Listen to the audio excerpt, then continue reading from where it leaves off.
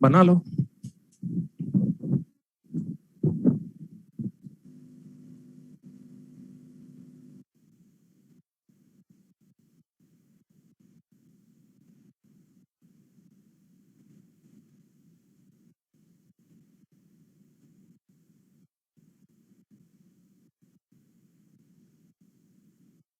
बन गया? जल्दी बनाओ।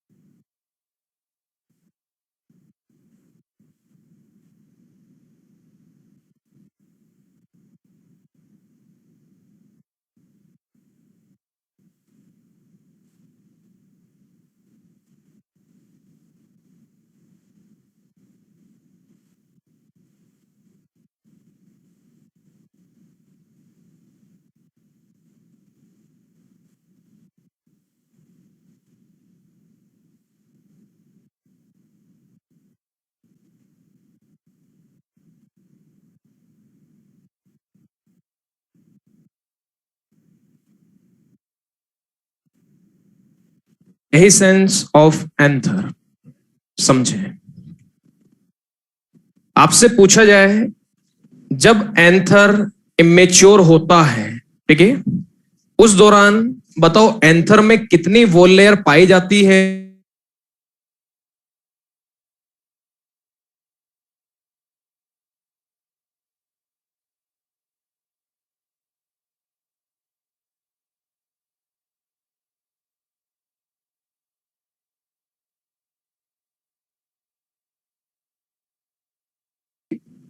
जैसे जैसे एंथर मेच्योर होता है, बाद में टैपेटम सेल भी डिजनरेट हो जाती है, लेकिन क्या बनाकर डिजनरेट होती है? वेरी गुड, यूबिस्ट बॉडी, ठीक है। अब देखो यहां पर आपको एंथर में टोटल कितने पोलन सेक दिखाई दे रहे हैं? 4। ये एंथर कैसा है? बाइलोब्ड है, जिसमें 2 लोब प्रेजेंट हैं। एक लोब में 2 पोलन सेक, दूसरे लोब में भी 2 पोलन सेक। टोटल कितने पोलन सेक हो गए? 4। तो आपसे पूछा जाए बताओ इमेच्योर एंथर में कितने पोलन सेक प्रेजेंट होते हैं? 4। कितनी वॉल लेयर प्रेजेंट होती है? 4। जब एंथर मेच्योर होता है वॉल लेयर 2 रह जाती है, पोलन सेक भी 2 ही रहेंगे। देखो मेच्योरेशन के दौरान क्या होगा, पोलन सेक के बीच जो स्टेराइल टिश्यू है ये यहां से डीजनरेट हो जाता है। पोलन सेक के बीच जो स्टेराइल टिश्यू है ये यहां से डीजनरेट हो गया, दोनों तरफ से डीजनरेट होगा। पोलन सेक के बीच जो स्टेराइल टिश्यू है ये डीजनरेट हो जाता है, जिस वजह से ये पोलन सेक आपस में फ्यूज हो जाते हैं। तो आपसे पूछा जाए बताओ मेच्योर एंथर में आपको कितने पोलन सेक दिखाई देंगे? आप आंसर दोगे 2। जब इमेच्योर था तब 4 पोलन सेक थे, लेकिन मेच्योर हो रहा था उस दौरान पोलन सेक के बीच प्रेजेंट स्टेराइल टिश्यू डीजनरेट होने लग जाता है। स्टेराइल टिश्यू डीजनरेट होगा तो दोनों पोलन सेक आपस में फ्यूज हो जाएंगे, फ्यूज होकर एक ही पोलन सेक रह जाएगा। तो एंथर जब मेच्योर हो जाता है आपको एक लोब में एक ही पोलन सेक मिलेगा। बताओ टोटल कितने पोलन सेक होंगे? 2। इमेच्योर एंथर था 4 वॉल लेयर, मेच्योर हुआ 2 वॉल लेयर। इमेच्योर एंथर था 4 पोलन सेक, मेच्योर हुआ 2 पोलन सेक, यानी 2 करना है आपको, 2 करना है। यहां पर लिखो, डायग्राम के पास लिख लेना, नीचे जगह हो तो नीचे लिख लो, साइड में जगह हो तो साइड में लिख लो। लिखो immature anther, immature anther, arrow बनाकर सामने लिखें 4 wall layers. Immature anther, arrow बनाकर सामने लिखें 4 wall layers and 4 pollen sac. Immature anther, arrow बनाकर सामने लिखो 4 wall layers and 4 pollen sacs present, ठीक है। नेचर बनाओ second point. Mature anther, mature anther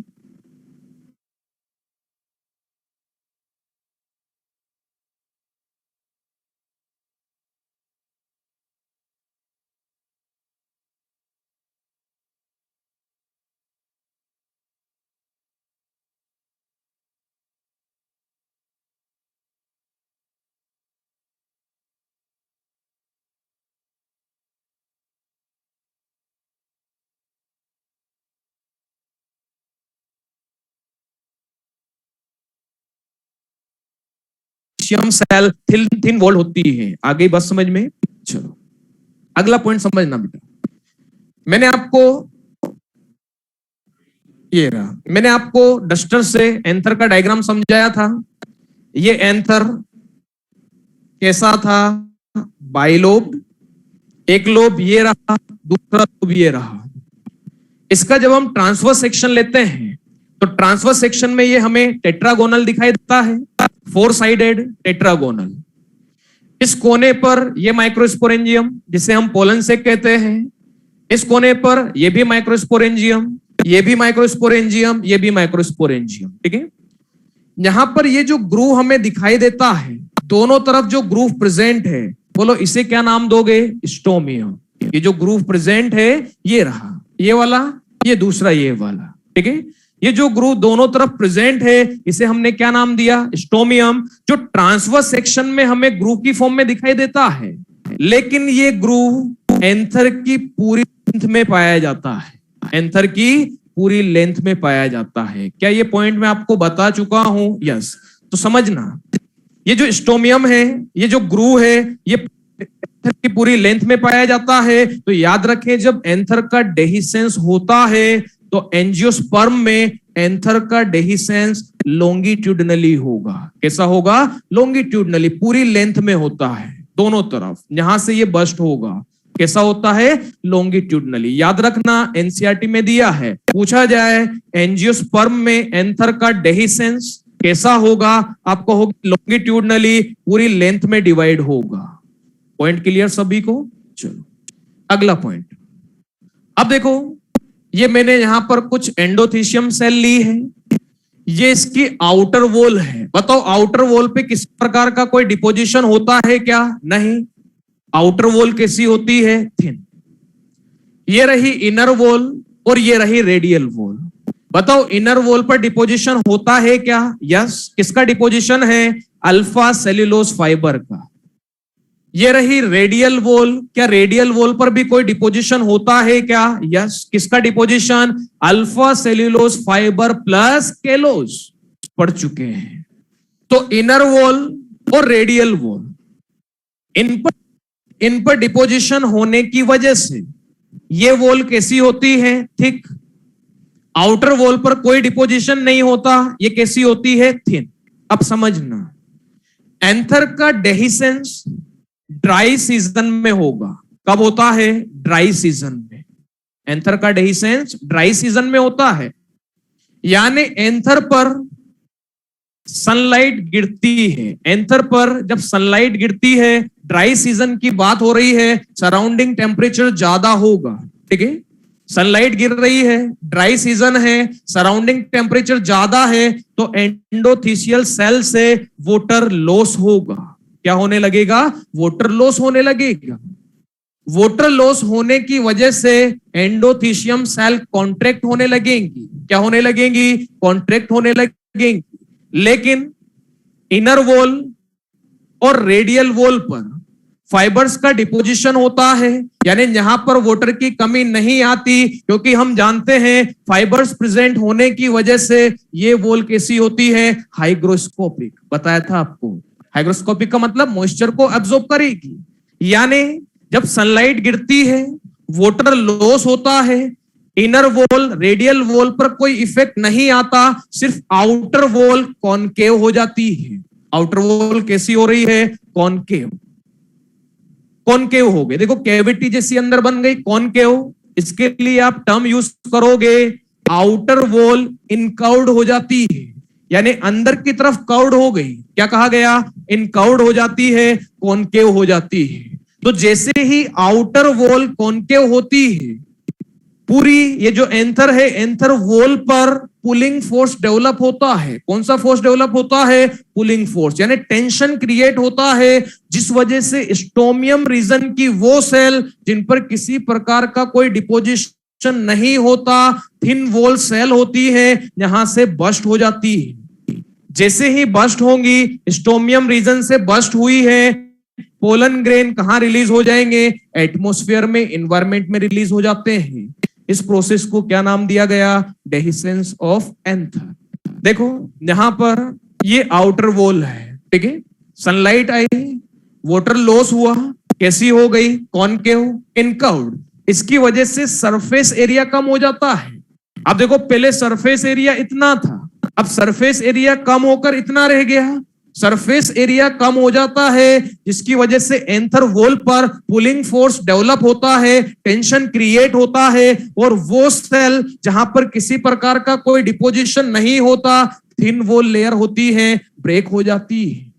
यानी इस रीजन से, स्टोमियम रीजन से एंथर बस्ट होगा, एंथर का डेहिसेंस होगा, और पोलन ग्रेन्स कहां रिलीज हो जाएंगे? एनवायरमेंट में। इस प्रोसेस को बोलो क्या कहा गया? Dehiscence of anther. क्लियर है सभी को? एंजियोस्पर्म में एंथर का डेहिसेंस कैसा होता है? लॉन्गिट्यूडनली, बताया अभी आपको। बोलो ये पूरा कॉन्सेप्ट क्लियर है? हाँ बेटा, बेटा रिटर्न कैसे होगी? जैसे मान लो वाटर लॉस हो रहा है, तो बेटा ये तो फटी गई ना, यहां पर बस्ट ही हो गया, टेंशन क्रिएट हुआ, पुलिंग फोर्स जनरेट हुआ, बस्ट हो गया ड्राई सीजन में। सीजन कौन सा? ड्राई सीजन, ठीक है। सराउंडिंग टेम्परेचर ज्यादा, वाटर लॉस हुआ, वाटर लॉस होने की वजह से ये कॉनकेव हो गई, इनकर्व्ड हो गई, पुलिंग फोर्स जनरेट हुआ, टेंशन क्रिएट हुआ, जो थिन वॉल सेल थी वो फट गई, वहां से बस्ट हो गई, स्टोमियम रीजन से बस्ट हुई, पोलन ग्रेन कहां रिलीज हो गई? इन्वायरमेंट में। अब बाद में वाटर लेवल मेंटेन हो ना हो, उससे हमें क्या मतलब? डेहिसेंस ऑफ एंथर हमें कराना था, वो हो चुका, पोलन ग्रेन रिलीज हो चुके। अब बाद में तो ये जो एंथर है ये धीरे धीरे येलो हो जाएगा, डिजनरेट हो जाता है बेटा, ठीक है। बोलो ये कॉन्सेप्ट क्लियर हुआ सभी को? आप इसे नोट कर लें, और यहां पर मैं कुछ पॉइंट्स लिख रहा हूं, वो भी मेरे साथ साथ ही नोट करना। पुलिंग फोर्स वापस मत बनाओ बेटा, वापस बनाने की जरूरत नहीं है, बस आप इसे याद रखना।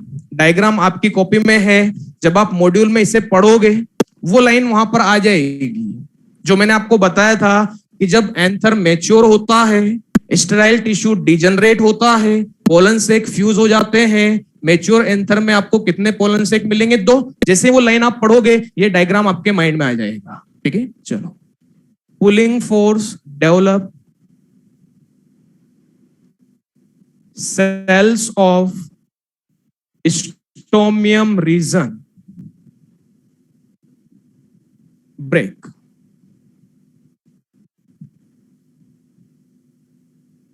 due to pulling force.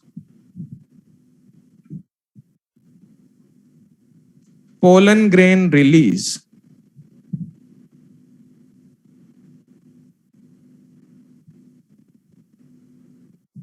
इस प्रोसेस को कहा गया डेहिसेंस ऑफ एंथर।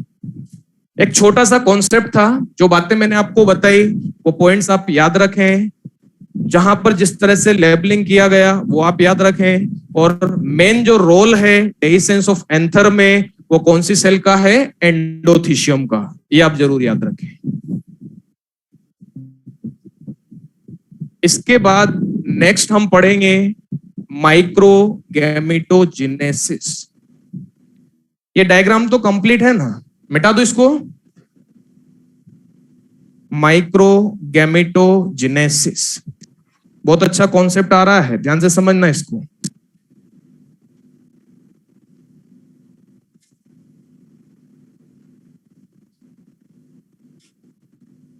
इसी को हम कहेंगे डेवलपमेंट ऑफ मेल गैमेटोफाइट। यहां पर आपसे कुछ क्वेश्चन पूछे जाएंगे जो प्लांट डाइवर्सिटी से रिलेटेड है। आपने पढ़े हैं, ठीक है, बता दोगे बेटा, बता दोगे। माइक्रोगैमेटोजेनेसिस, इसे आप इंपॉर्टेंट लगा लेना। और बहुत अच्छा कॉन्सेप्ट है, ध्यान से सुनोगे पूरी सीक्वेंस आपको क्लास में याद हो जाएगी। यानी घर पे जाकर रिवीजन भी नहीं किया तब भी अगले दिन आपसे कुछ भी पूछा जाएगा तुरंत बता दोगे, ठीक है। ये यहां तक कंप्लीट कर लिया बेटा। चलो इसके डायग्राम बनाओ पहले।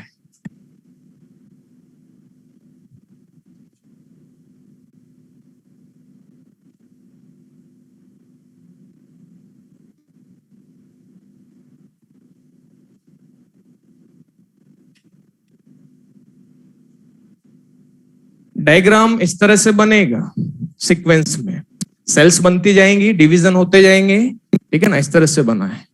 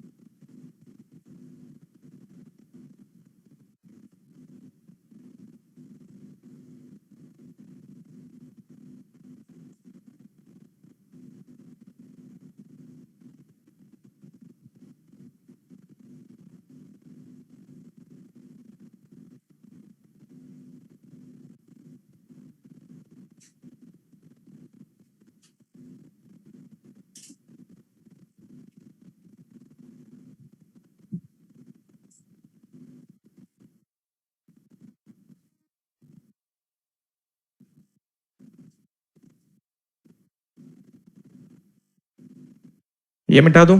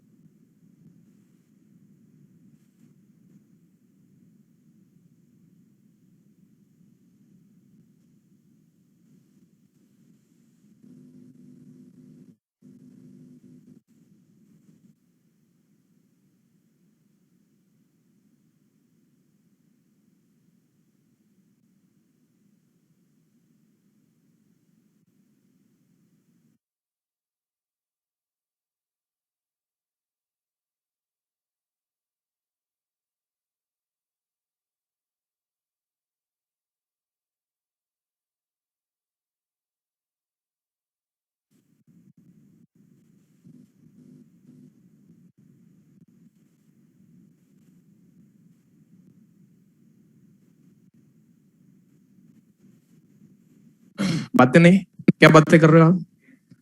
पेन नहीं लाया आप? खत्म हो गया। अच्छा, डायग्राम सीक्वेंस में बनाए, काउंट कर लेना सेल, ऐसा नहीं कि डायरेक्ट इसके बाद यहां पहुंच गए। ठीक है, सीक्वेंस में बनाए, डायग्राम की हेल्प से ये पूरी प्रोसेस आपके लिए बहुत आसान हो जाएगी।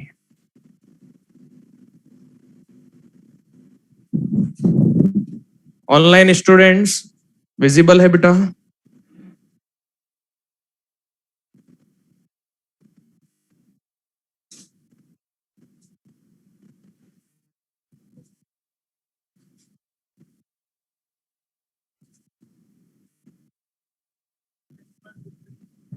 नहीं, बस और कितना बनाओगे?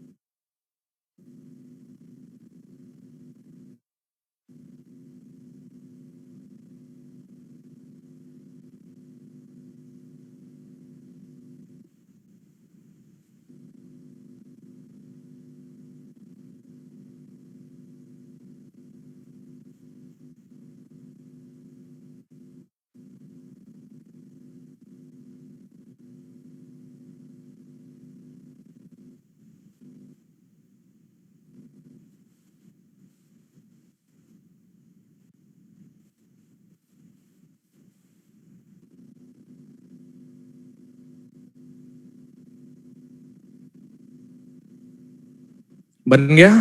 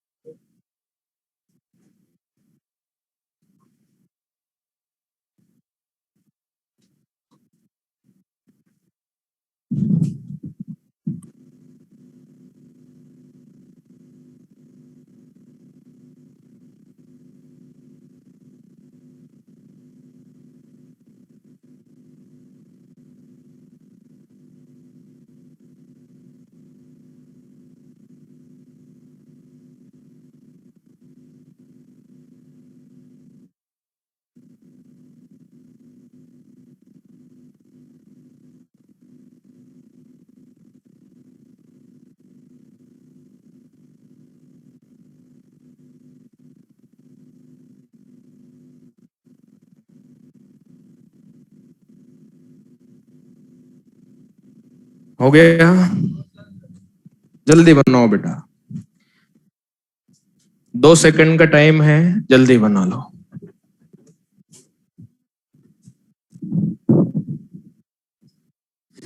बना लिया?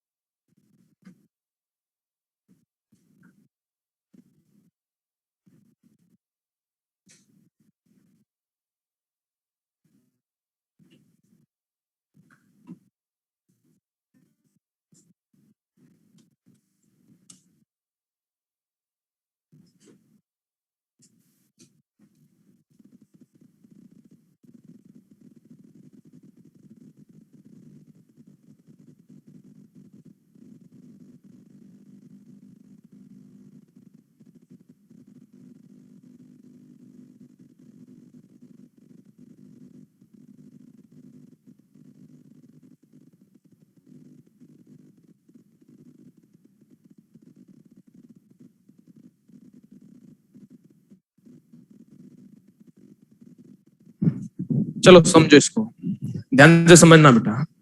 देखो माइक्रो गैमेटोजेनेसिस, माइक्रो टर्म बताओ मेल के लिए यूज होती है या फीमेल के लिए? मेल के लिए। यानी जहां पर मेल गैमेट्स का फॉर्मेशन होगा उस प्रोसेस को क्या कहा गया? Micro gametogenesis. इसी को कहा गया डेवलपमेंट ऑफ मेल गैमेटोफाइट। क्या कहा गया? Development of male gametophyte. अब समझना मेल गैमेटोफाइट क्या होता है। उससे पहले कुछ आंसर दें जो प्लांट डाइवर्सिटी से रिलेटेड है, आप 11th में पढ़ के आ चुके हो, जिससे पूछा जाएगा। खड़े होना बेटा। First cell of gametophytic generation, first cell of gametophytic generation. आपने कई सारी लाइफ साइकिल पढ़ी होंगी प्लांट डाइवर्सिटी में, ब्रायोफाइटा, टेरिडोफाइटा, जिम्नोस्पर्म। वहां पर आपने टर्म पढ़ी होगी गैमेटोफिटिक जनरेशन, स्पोरोफिटिक जनरेशन, पढ़ा है ना? गैमेट और स्पोरोफिटिक जनरेशन जो डिप्लॉयड स्ट्रक्चर्स होती है, तो वहां पर लाइफ साइकिल में आपने पढ़ा होगा first cell of gametophytic generation किसे कहा जाता है? नहीं पता? आप बताओ, आप बताओ बेटा, आप बताओ, खड़े होते जाओ लाइन से। जाइगोट को। आप बताओ बेटा। नहीं पता?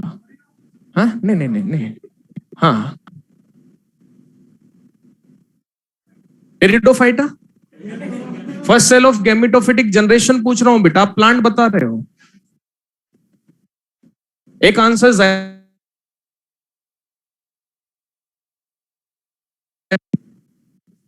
एक आंसर स्पोर भी आया है।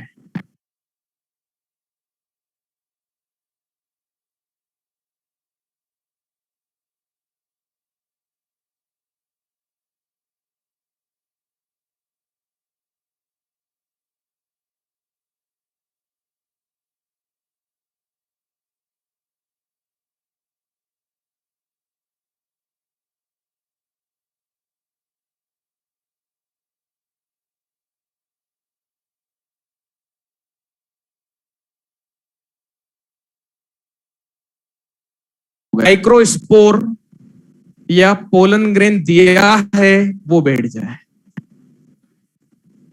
हाँ स्पोर बोला ना बेटा, बैठो। माइक्रोस्पोर हो, मेगास्पोर हो, जिन्होंने आंसर स्पोर दिया, पोलन ग्रेन दिया, बस उन्हें बैठना है। Only 4 students. देखो माइक्रोस्पोर मदर सेल होती है जिसमें मियोसिस होता है, माइक्रोस्पोर बनता है। माइक्रोस्पोर मदर सेल क्या होती है? 2n, यानी स्पोरोफाइट है, स्पोरोफिटिक जनरेशन का पार्ट है। उसमें मियोसिस हुआ तो क्या बना? स्पोर बना, यानी स्पोर से गैमेटोफिटिक जनरेशन स्टार्ट हुई है। इससे पहले 2n था, यानी स्पोरोफिटिक जनरेशन थी। मियोसिस हुआ, स्पोर बना, यानी हैप्लॉइड स्ट्रक्चर बनी, तो यहां से गैमेटोफिटिक जनरेशन स्टार्ट होती है। इसलिए कहा जाता है first cell of gametophytic generation क्या होगी? स्पोर। वो माइक्रोस्पोर भी हो सकता है, मेगास्पोर भी हो सकता है। क्लियर सभी को? अब आंसर देना, जिसे आता है वो हाथ ऊंचा करे। Last cell of gametophytic generation. नहीं, बैठे वाले स्टूडेंट नहीं, जो खड़े हैं। हाँ बताओ बेटा। जाइगोट। आपका भी जाइगोट। कितने स्टूडेंट का आंसर जाइगोट है? गलत है।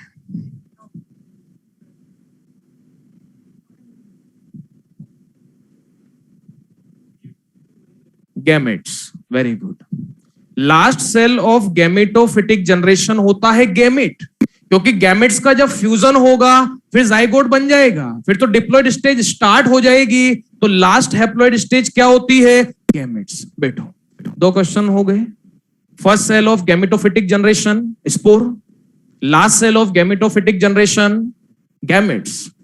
तीसरा, first cell of sporophytic generation. सभी का ये आंसर है? बैठ जाओ। और चलो ये बताओ, last cell of sporophytic generation. Spore mother cell, very good, ये आपने बताया, चलो अच्छी बात है। अब यहां पर आ जाओ, ये रहा एंथर, ठीक है, ये वाला पार्ट एंथर, बाइलोब्ड एंथर बनाया है। यहां से एक पोलन ग्रेन मैंने बाहर निकाल लिया समझने के लिए, ये रहा पोलन ग्रेन। जल्दी से बता दो पोलन ग्रेन की प्लॉइडी एन या 2n?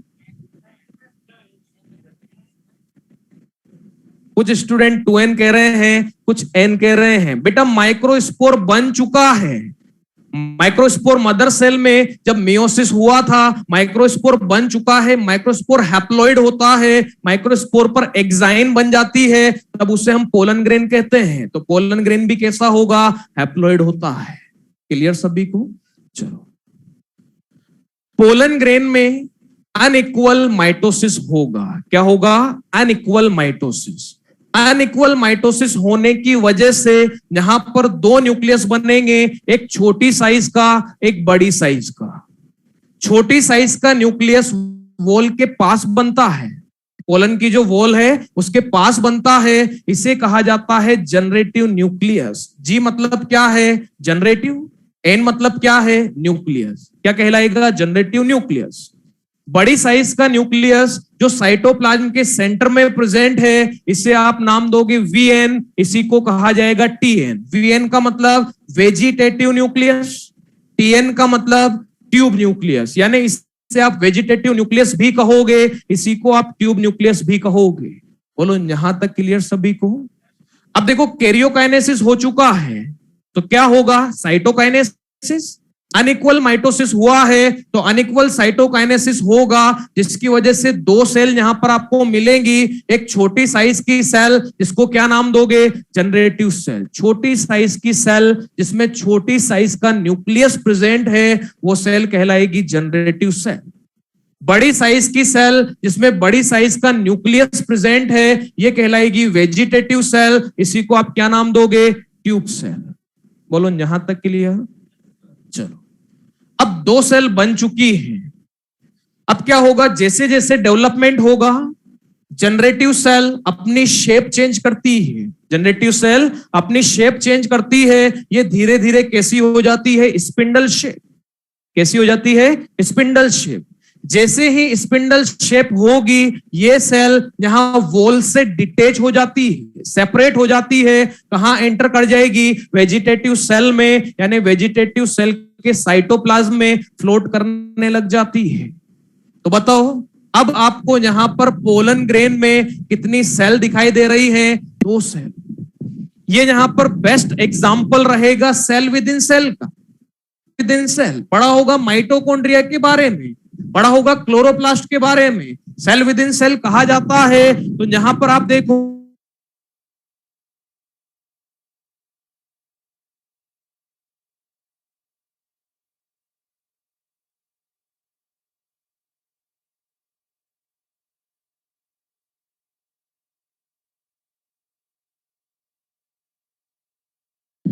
यहां पर ये जो पोलन ग्रेन है, two celled pollen grain, short में लिख दिया पीजी, ठीक है। टू सेल्ड पोलन ग्रेन, इसे आप कहोगे मेच्योर पोलन ग्रेन।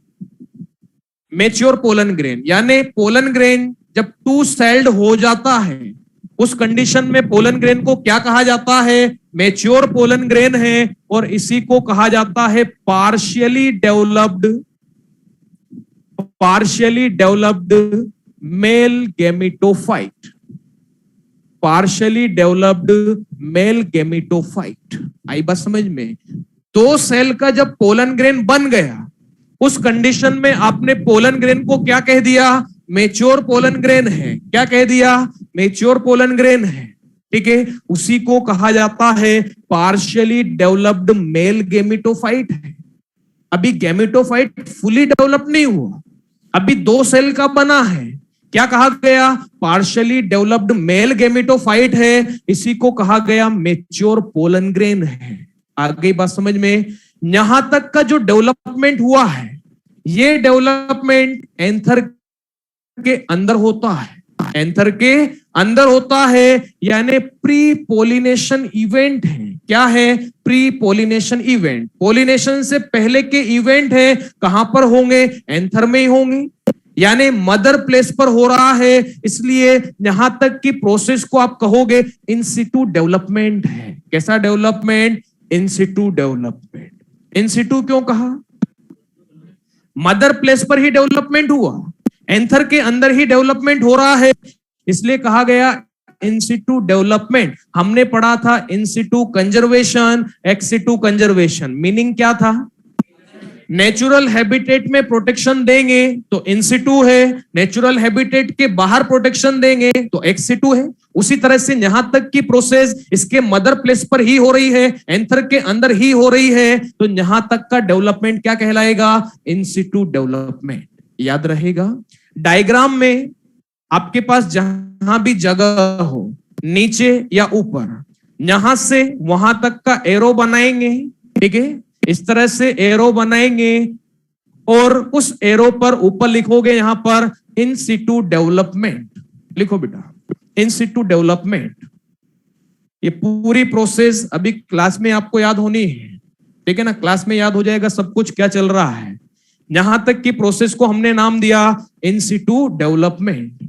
अब देखो, पोलन ग्रेन मैच्योर हो गया है, 2 सेल का हो गया है। अब इसका क्या होगा? पोलिनेशन। क्या होगा? पोलिनेशन। तो देखो, ये रहा एंथर जिसमें प्रेजेंट है 2 सेल्ड पोलन ग्रेन, जो कहां पर चला जाएगा? स्टिग्मा पर। कहां चला जाता है? स्टिग्मा पर। इस प्रोसेस को क्या कहेंगे? पोलिनेशन हुआ है। तो याद रखें, मोस्टली एंजियोस्पर्म में पोलन ग्रेन का पोलिनेशन 2 सेल्ड स्टेज में होता है। मोस्टली एंजियोस्पर्म में पोलन ग्रेन का पोलिनेशन 2 सेल्ड स्टेज में होता है। कुछ एंजियोस्पर्म ऐसे हैं जिनमें 3 सेल्ड स्टेज में भी पोलिनेशन होता है, लेकिन मोस्टली एंजियोस्पर्म में कैसा होता है? 2 सेल्ड। क्लियर सभी को? अब 3 सेल्ड क्या होगा मैं अभी आपको बताऊंगा, उससे पहले समझो। पोलन ग्रेन 2 सेल्ड स्टेज में कहां पर पहुंच गया? स्टिग्मा पर।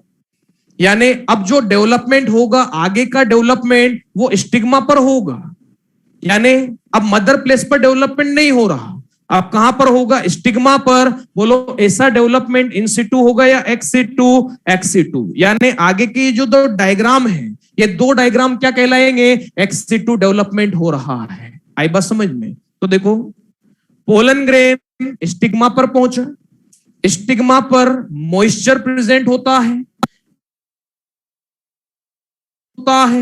स्टिग्मा पर बोरोन कैल्शियम प्रेजेंट होते हैं। बोरोन कैल्शियम पोलन ट्यूब की ग्रोथ को कंट्रोल करते हैं। आई बात समझ में? तो देखो, जैसे ही पोलन ग्रेन यहां पर पहुंचेगा, पोलन ग्रेन स्टिग्मा से मॉइस्चर एब्जॉर्ब करेगा, शुगर एब्जॉर्ब करेगा, जिस वजह से अंदर साइटोप्लाज्म का अमाउंट बढ़ने लगेगा। साइटोप्लाज्म अमाउंट बढ़ने की वजह से इनर वॉल, जो इनर लेयर है इंटाइन, इस पर प्रेशर डेवलप होगा। प्रेशर डेवलप होने की वजह से ये इंटाइन किसी भी एक जर्म पोर से ट्यूब की फॉर्म में कहां आ जाएगी? बाहर की तरफ। यानी एंटाइन की ट्यूब की फॉर्म में आउटग्रोथ हुई है, इसको आप नाम दोगे पोलन ट्यूब। क्या कहा जाएगा? Pollen tube. क्या प्रोसेस हुई?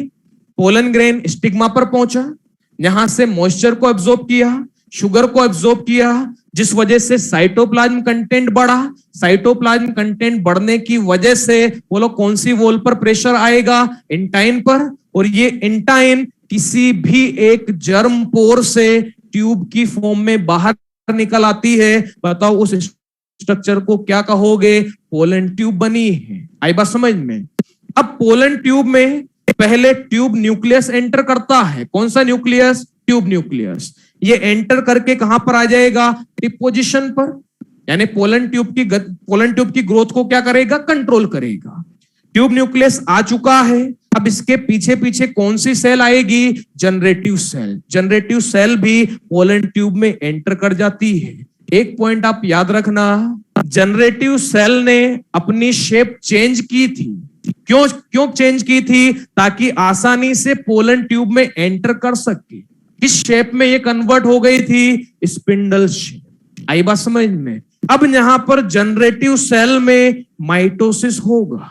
जनरेटिव सेल में माइटोसिस होगा तो इसमें जनरेटिव सेल के द्वारा, माइटोसिस के द्वारा पोलन ट्यूब में बोलो क्या बन जाएंगे, तो मेल गेमेट। कौन सी सेल में डिवीजन होगा, जनरेटिव सेल। कौन सा डिवीजन होगा, माइटोसिस। और माइटोसिस के द्वारा बोलो यहां पर कितने गैमेट बन जाएंगे, 2। अब इस पोलन ग्रेन में आप मुझे बताओ टोटल कितनी सेल हैं, 3 सेल बन चुकी हैं। बताओ कौन कौन सी, 2 तो मेल गैमेट है और एक ये पूरी वेजिटेटिव सेल है। यानी इस कंडीशन में, इस स्टेज में आप पोलन ग्रेन को कहोगे 3 सेल्ड पोलन ग्रेन है। क्या कहा जाएगा,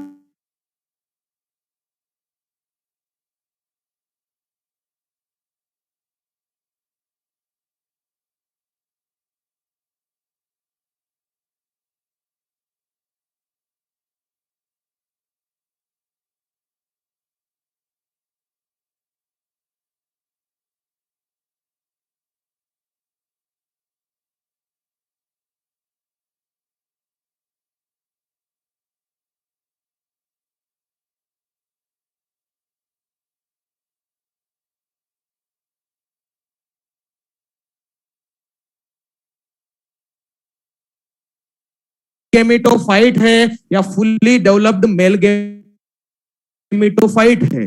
यानी पोलन ग्रेन को ही आप क्या कहोगे, मेल गैमेटोफाइट। आगे बात समझ में, एनसीईआरटी में लिखा है, एनसीईआरटी में क्लियरली लिखा हुआ है pollen grain represents male gametophyte. क्या लिखा हुआ है, pollen grain represent male gametophyte. Clear हो रहा है, जब 2 सेल्ड पोलन ग्रेन है तब भी हम इसको क्या कह रहे हैं, पार्शियली डेवलप्ड मेल गैमेटोफाइट है। 3 सेल्ड पोलन ग्रेन है तब भी हम इसको क्या कह रहे हैं, फुल्ली डेवलप्ड मेल गैमेटोफाइट है। यानी पोलन ग्रेन ही क्या है, मेल गैमेटोफाइट है। बोलो आ गई बात समझ में, यहां तक क्लियर सभी को। अब एक क्वेश्चन पूछूं, आंसर दोगे, चलो। जनरेटिव सेल में माइटोसिस हुआ, 2 मेल गैमेट बने। अब बताना बेटा, अब बताना, जनरेटिव सेल में माइटोसिस हुआ, 2 मेल गैमेट बने, ये मियोसिस के थ्रू क्यों नहीं बने, जिससे पूछा जाए।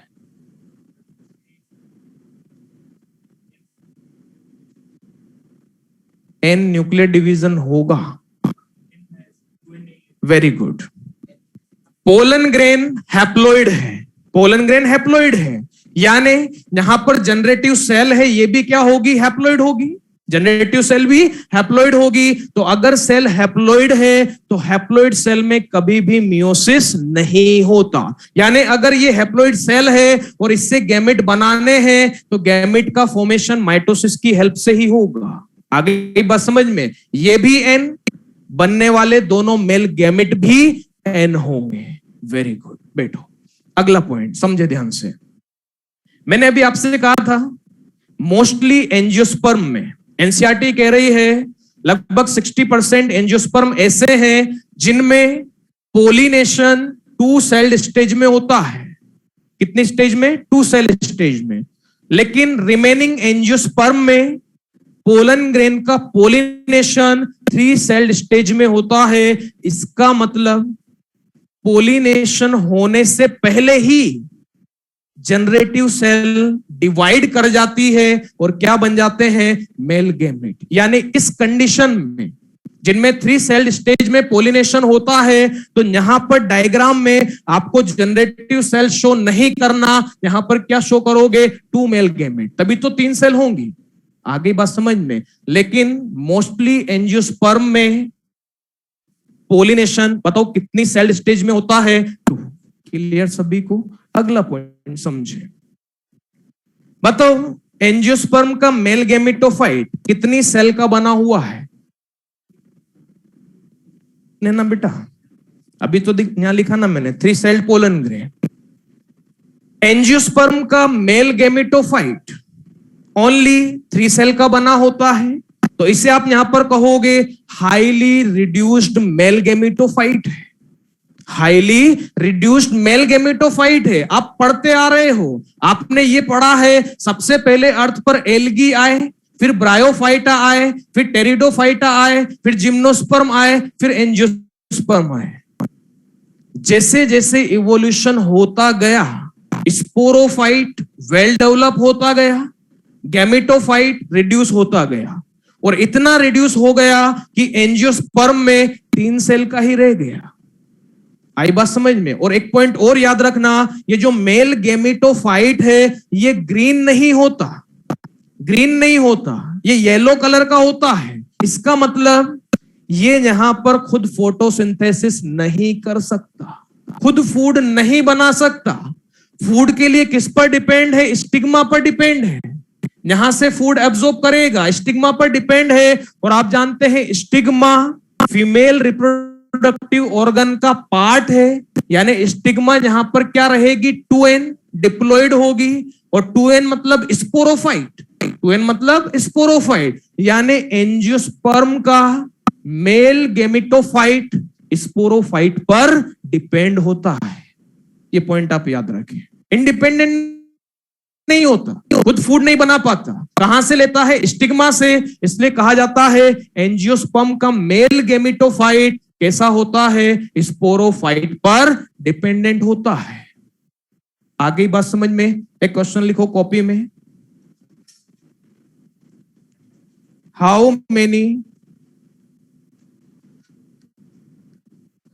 मेनी क्वेश्चन लिखना बेटा। How many meiotic and mitotic divisions, meiotic and mitotic divisions are required for the formation of mature pollen grain, mature pollen grain from 1 mmc PMC, 1 mmc PMC।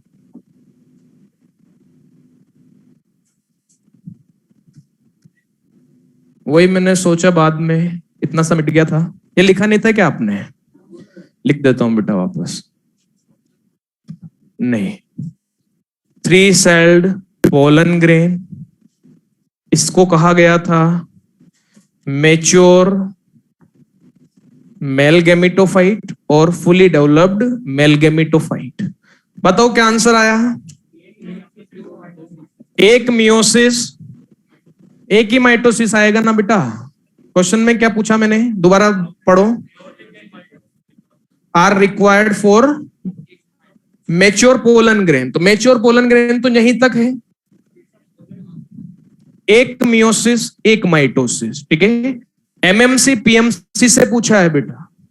MMC PMC में पहले meiosis होगा, एक बार meiosis होगा, microspore बनेंगे, microspore के surrounding sporopollenin का deposition होगा, exine बनेगी यानी पोलन ग्रेन बनेगा, और पोलन ग्रेन में एक बार माइटोसिस होगा तो क्या बन जाएगा? Mature pollen grain. तो एक मियोसिस एक माइटोसिस। दूसरा लिखो।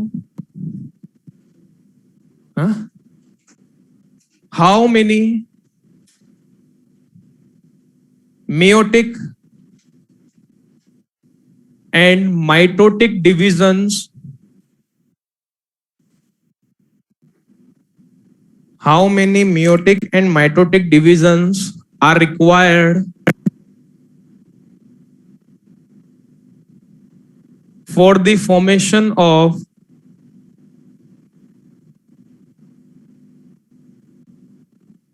mature male gametophyte? हाँ, मेच्योर मेल गेमिटोफाइट।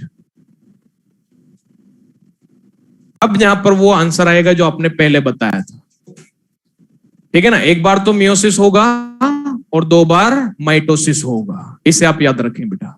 अब वो जो लिखा है बाद में रेड से वो आप लिख लें, और जिन्होंने लिख लिया वो हेडिंग डालेंगे some facts about pollen grain, some facts about pollen grain,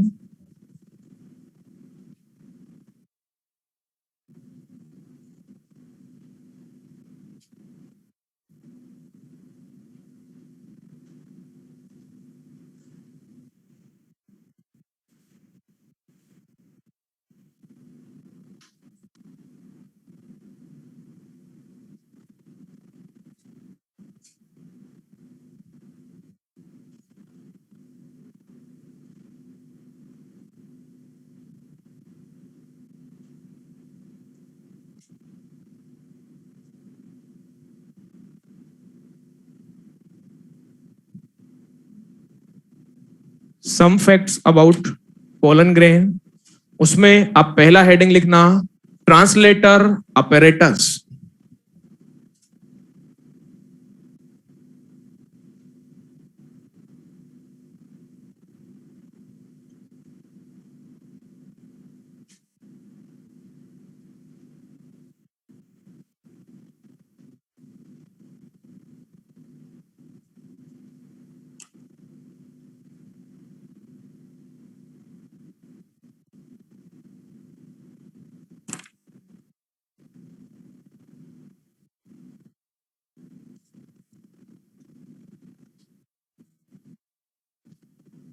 आपने वो लिख लिया था ना शॉर्ट फॉर्म जो यहाँ लिखी थी उनकी, वी मतलब वेजिटेटिव, ठीक है। उसमें पहला लिखना ट्रांसलेटर अपैरेटस और ये डायग्राम बना लें।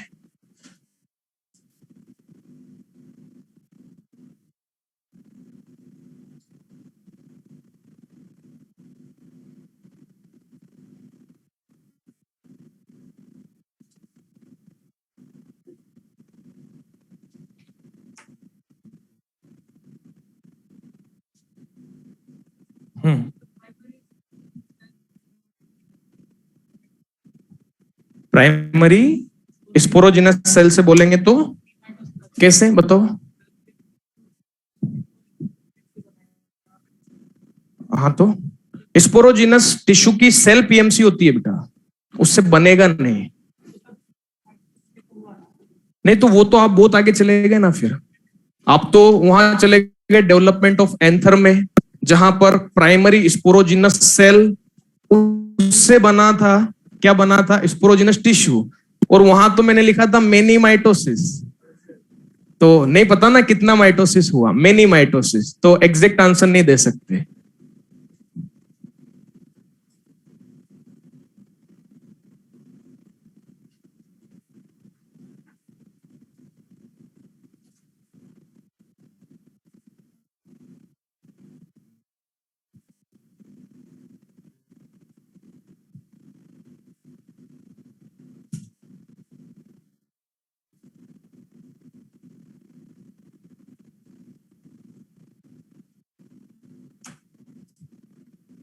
ये मिटा दो पूरा डायग्राम।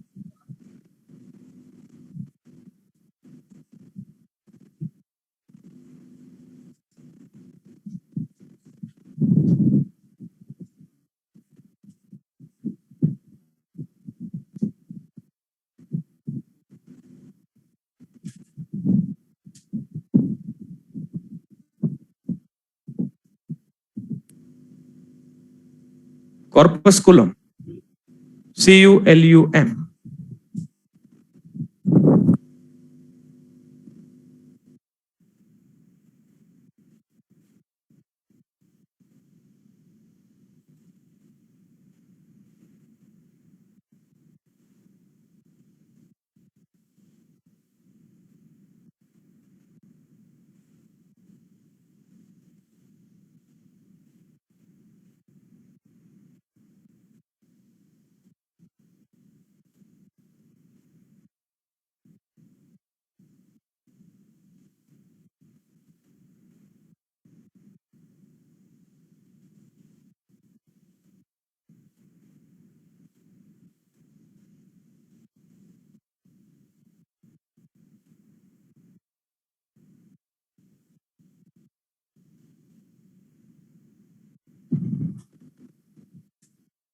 माइक्रोगेमेटोजेनेसिस और डेवलपमेंट ऑफ मेल गैमेटोफाइट, जो अभी हमने समझा, हर स्टूडेंट को समझ में आ गया ना? पूरी सीक्वेंस क्लियर है? कोई दिक्कत तो नहीं है? चलो,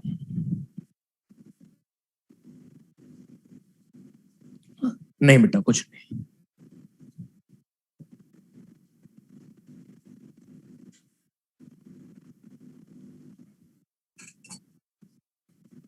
देखो समझे,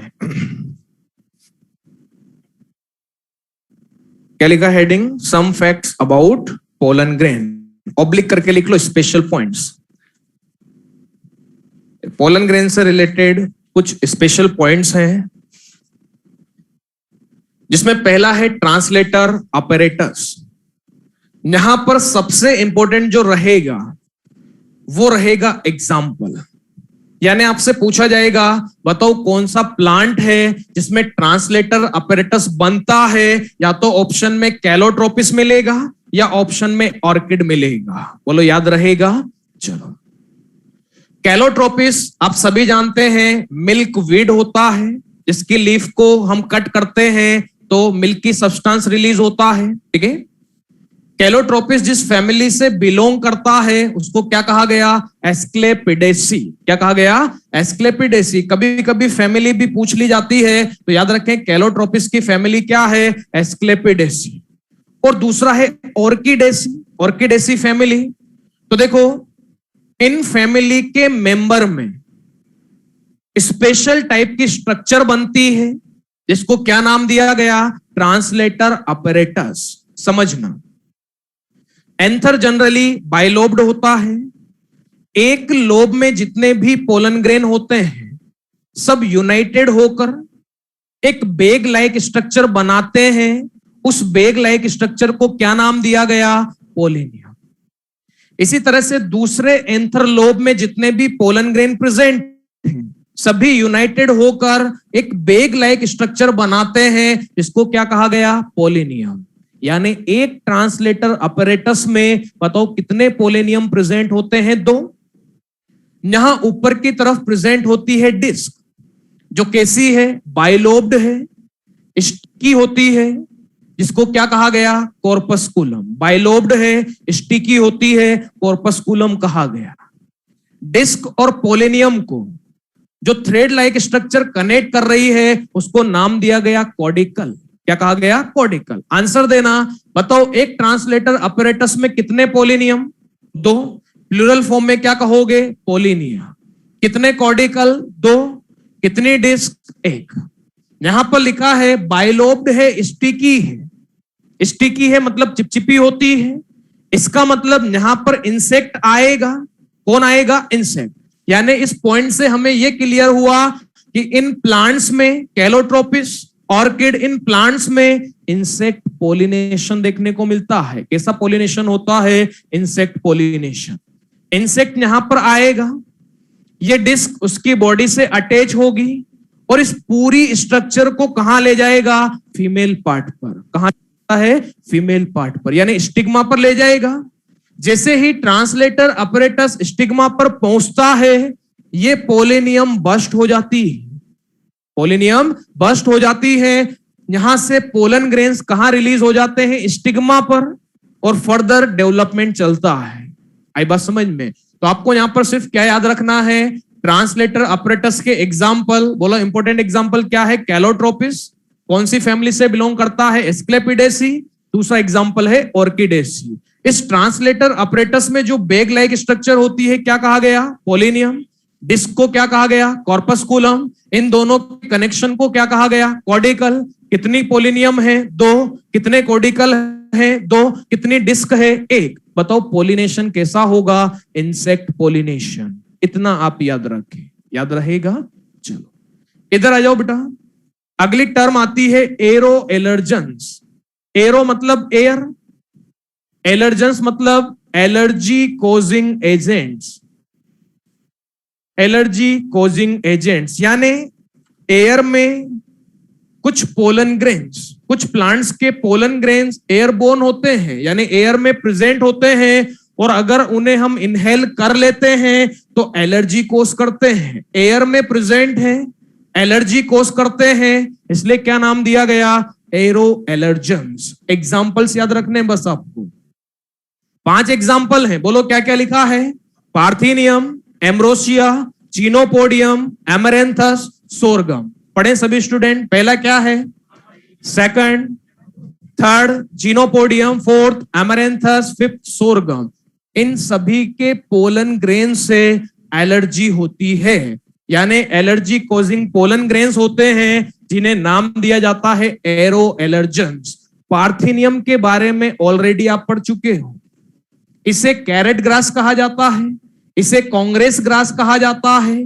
बताओ क्या ये एक्सोटिक स्पीसीज है? यस, इंडिया में एक्सोटिक का एग्जांपल है, यानी फॉरेन से को परचेस किया गया तो व्हीट सीड के साथ पार्थिनियम के सीड भी एज ए कंटामिनेंट कहां आ गए, इंडिया में आ गए। जब व्हीट सीड को क्रॉपलैंड एरिया में बोया गया तो उसके साथ पार्थिनियम के सीड भी ऐड कर दिए गए। तो पार्थिनियम एक्सोटिक था यानी पहले इंडिया में नहीं था। कहां से लाया गया, फॉरेन कंट्री से। तो आपको पता है अगर एक्सोटिक स्पीसीज को कहीं पर आप इंट्रोड्यूस करते हो, उसका नेचुरल प्रेडेटर नहीं होता, तेजी से फैलती है, अपना नंबर बढ़ाती है। तो इंडिया में पार्थिनियम हर जगह फैल चुका है। एनसीईआरटी कह रही है यूबिक्यूटस इन अकरेंस। यूबिक्यूटस इन अकरेंस का मतलब एवरीवेयर, हर जगह पर आपको मिलेगा, कॉस्मोपॉलिटन होता है, पूरे इंडिया में फैल चुका है। और याद रखें येलो कलर के फ्लावर इसमें आते हैं जब इसके पोलन ग्रेन्स रिलीज होते हैं। अगर उन्हें इनहेल किया जाए तो उनकी वजह से क्या होगा, एलर्जी होती है। आगे बात समझ में। और आपको पता है पार्थिनियम एमेंसलिज्म शो है, एलिलोपैथी शो करता है, कौन सा केमिकल रिलीज करता है, ट्रांससिनामिक एसिड, सब बता चुका हूं आपको, ठीक है। एम्ब्रोसिया, इसके सामने लिख लो है फीवर। है फीवर, एम्ब्रोसिया के जो पोलन ग्रेन है ये है फीवर कोज करते हैं। है फीवर एक टाइप का नेजल राइनाइटिस होता है। क्या है ये, नेजल राइनाइटिस। ये कोई फीवर वीवर नहीं होता बेटा, इससे कोई बुखार नहीं आता, ठीक है फीवर ये एक टाइप का क्या है, नेजल राइनाइटिस, यानी इसकी वजह से वोटरी आईज होती है, रनी नोज होती है, स्नीजिंग होती है, ठीक है ना, एक तरह से एलर्जी कोज करता है। एनसीईआरटी आगे कह रही है कुछ ह्यूमन में ये जो पोलन ग्रेन्स हैं जिन्हें हम एरो एलर्जेंस कह रहे हैं, कुछ ह्यूमन में क्रोनिक रेस्पिरेटरी डिसऑर्डर भी कोस करते हैं, यानी अस्थमा हो सकता है, ब्रोंकाइटिस हो सकता है। इतने खतरनाक होते हैं, आगे बस समझ में। तो जिन्हें अस्थमा ब्रोंकाइटिस की प्रॉब्लम होती है डॉक्टर उन्हें गाइड करते हैं कि जब प्लांट का फ्लावरिंग पीरियड चल रहा हो उस दौरान अपने माउथ को, अपने फेस को कपड़े से कवर करके रखें ताकि पोलन ग्रेन्स इनहेल नहीं होंगे, एलर्जी कोज नहीं होगी। आगे बस समझ में। आपको तो मेनली ये 5 एग्जांपल याद रखने हैं, पूछा जाएगा बताओ इनमें से एलर्जी कोजिंग पोलन ग्रेन्स कौन से प्लांट से रिलीज होते हैं, क्या आंसर दोगे। इनमें से कोई सा भी आपको ऑप्शन में मिलेगा, बताओ कौन कौन से प्लांट हैं, Parthenium, Ambrosia, Chenopodium, Amaranthus, Sorghum. एक पॉइंट और समझ लो, छोटा सा concept, pollen tablets and syrups, pollen tablet and syrup, इन्हें यूज किया जाता है, used as food supplements. Pollen grain nutrient rich होते हैं, पोलन ग्रेन्स न्यूट्रिएंट रिच होते हैं और पोलन ग्रेन से पोलन प्रोडक्ट बनाए जा रहे हैं, किस फॉर्म में, pollen tablet and pollen syrup. इन्हें as a food supplements use किया जाता है। वेस्टर्न कंट्रीज में ये फैशन बन चुका है, वहां पर मार्केट में पोलन प्रोडक्ट अवेलेबल हैं, किस फॉर्म में अवेलेबल है, टैबलेट एंड सिरप की फॉर्म में, न्यूट्रिएंट रिच होता है, ठीक है, फूड सप्लीमेंट की फॉर्म में यूज कर रहे हैं। यहां तक कि जो एथलीट्स होते हैं, एथलीट्स वो भी इन प्रोडक्ट का यूज करते हैं अपनी परफॉर्मेंस को बढ़ाने के लिए, अपने स्टेमिना को इंक्रीज करने के लिए। आपको पता है एथलीट्स पहले स्टेरॉइड के इंजेक्शन लेते थे, नाम सुना हो बेन जॉनसन। 1988 में बेन जॉनसन स्टेरॉइड का इंजेक्शन लिया, ओलंपिक में दौड़ने चला गया, 100 मीटर रेस 9 सेकंड में कंप्लीट कर ली, गोल्ड मेडल मिला, गोल्ड मेडल मिला। 3 दिन बाद डोप टेस्ट हुआ, पॉजिटिव पाया गया, मेडल वापस ले लिया, दे दे भैया, ठीक है ना। तो स्टेरॉइड का तो डोप टेस्ट पॉजिटिव आता है, लेकिन pollen tablet and syrup natural product है, इन्हें यूज किया जा रहा है, एनर्जी लेवल बढ़ता है, स्टेमिना बढ़ता है, परफॉर्मेंस बढ़ता है, और नेचुरल प्रोडक्ट है, डोप टेस्ट नेगेटिव आता है। आई बस समझ में। दूसरा, जो हॉर्स रेसेस हॉर्स होते हैं, ठीक है, जिनको दौड़ाया जाता है, जिन पर करोड़ों के दांव लगाए जाते हैं, उनको भी पोलन टैबलेट एंड सिरप दिए जाते हैं ताकि उनका भी स्टेमिना बढ़े और रेस जीते। ठीक है ना। तो हॉर्स रेस, जो रेस के हॉर्स होते हैं, घोड़े होते हैं, उनको भी ये प्रोडक्ट दिया जाता है। तो आपको इसमें ज्यादा कुछ याद नहीं रखना, आपको तो सिर्फ ये याद रखना है कि पोलन ग्रेन न्यूट्रिएंट रिच होते हैं और इनके जो प्रोडक्ट हैं इन्हें यूज किया जा रहा है एज अ फूड सप्लीमेंट। बोलो याद रहेगा। तो 3 पॉइंट हमने इसमें अभी पढ़े, बाकी नेक्स्ट क्लास में हम कंटिन्यू करेंगे।